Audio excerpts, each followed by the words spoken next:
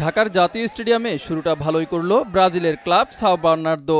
AFB Latin Bangla super কাপে বাংলাদেশের red green future স্টারকে ৪-০ ব্যবধানে হারিয়ে দুর্দান্ত যাত্রা শুরু করল তারা।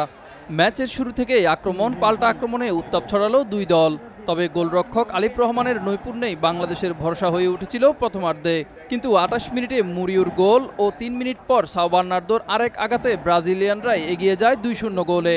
বিৎসক চাকমা একাই ৩ জনকে কাটিয়ে যে শট নিলেন তা স্টেডিয়াম জমিয়ে গেলেও গোল হতে দেয়নি ব্রাজিলের গোলরক্ষক।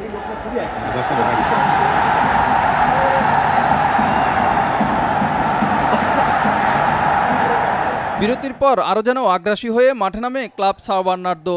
খেলার ৫১ মিনিটে ভিয়েনার পেনাল্টি আর ৬৫ মিনিটে ভিতিনোর দারুণ ফিনিশিংয়ে স্কোরবোর্ডে তখন ৪-০ গোল।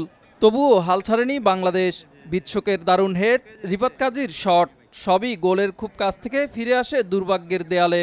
শেষ পর্যন্ত ব্রাজিলিয়ান শক্তির কাছে কোনো জবাবই খুঁজে পায়নি বাংলাদেশের রেড গ্রিন ফিউচার স্টার্স। খেলা শেষে দাপুটে জয় নিয়ে মাঠ ছাড়ে সাও বার্নার্দো ফুটবল ক্লাব।